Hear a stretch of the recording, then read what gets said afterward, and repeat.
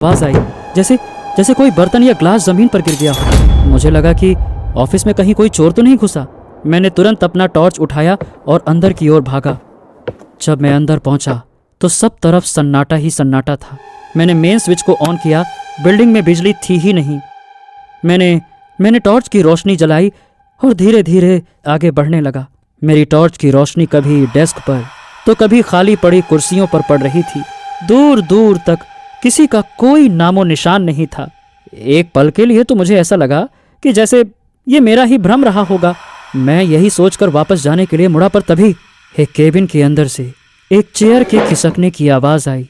मैं उस केबिन की ओर धीरे धीरे बढ़ने लगा और दरवाज़ा खोला। टॉर्च की रोशनी फिर से पूरे कमरे में दौड़ाई, लेकिन वहाँ कोई नहीं था। अब मुझे लगा कि यहाँ रुकने का कोई मतलब नहीं है। ये मेरा वाकई में कोई न कोई भ्रम होगा। मैंने सोचा हो सकता है उस हॉरर वीडियो का असर होगा, लेकिन सर मैं गलत था। अचानक से एक जोर की आवाज़ आई और ऑफिस की सारी लाइट्स जल उठी और एक पल के लिए तो मैं घबरा गया। फिर मैंने सोचा कि चलो लाइट वापस आ गई, लेकिन तभी सारे डेस्क के ड्रॉर्स अपने आप खुल गए। सारे कंप्यूटर खुद से ऑन हो गए और हाँ, डेस्क नंबर 13 वाले कंप्यूटर से कुछ अजीब सी आवाज़ें आने लगी। मैं उस कंप्यूटर की तरफ गया और उसकी स्क्रीन को देखकर तो मैं दंग रह गया। तीन लोग आग में जल रहे थे। एक आदमी की उम्र कुछ 55 से 60 साल की थी और एक लगभग 30 साल का था और एक जवान और खूबसूरत लड़की भी थी। मैं समझ नहीं पा रहा था कि मैं करूं क्या। मैंने डर के मारे कंप्यूटर ही बंद कर दिया। कंप्यूटर बंद करते ही वो आवाज़ें आना तो बंद हो गईं, मगर सही बताऊं, मुझे लगा कि तुरंत मुझे इस बिल्डिंग से बाहर निकल जाना चाहिए। पर जैसे ही मैंने ऑफिस का दरवाज़ा खोला और बाहर की ओर तेजी से भागा, तभी पीछे से उन तीनों के चिल्लाने की आवाज़ आई। वो क्या, हाँ याद आया। वो चिल्ला रहे थे, तुमने हमें क्यों मारा, जिंदा जला डाला, क्या बिगाड़ा था हमने तुम्हारा।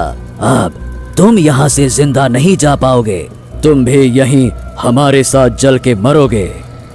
इतना सुनने के बाद तो साहब मैं जितनी तेज दौड़ सकता था दौड़ गया पूरी दम लगाकर, और ऑफिस से भागते हुए सीधा अपने घर पहुंचा और मेरी जान बच गई साहब। बॉस ने पूरी कहानी ज्यों की त्यों सुना दी। सर, आप प्लीज इतना टेंशन मत लीजिए। आप घर जाइए और रेस्ट कीजिए, मैं ऑफिस देख लूंगी। अब देविका, पता नहीं ये सब कब खत्म होगा। अब देखो, दो ही बातें हो सकती हैं, या तो वो गार्ड झूठ बोल रहा था या सच। उसके झूठ बोलने की कोई वजह दिखती नहीं, और अगर वो सच कह रहा है तो मुझे लगता है कि हाँ, ये ऑफिस ही लेकर हमने बहुत बड़ी गलती कर दी। तुम ही सोचो, इन खतरनाक भूतों के बीच मैं क्या, कोई भी कैसे रह सकता है। सर, कोई भूत आत्मा नहीं है। मुझे लगता है ये कोई बहुत बड़ी गलतफहमी है। इसका जवाब निकलेगा और मैं निकालूंगी। आप निश्चिंत होकर जाइए। Devika, you know very well how much I trust you. मुझे पता है कि तुम ये बग भी फिक्स कर दोगे। चलो, I will see you tomorrow, okay. ये कहकर बॉस वहां से चला गया। देविका ने उससे ये तो कह दिया था कि यहाँ कोई भूत या आत्मा नहीं है, लेकिन अंदर ही अंदर वो ये बात बहुत अच्छे से जानती थी कि बात बहुत गहरी है। उसने डेस्क नंबर 13 की ओर देखा।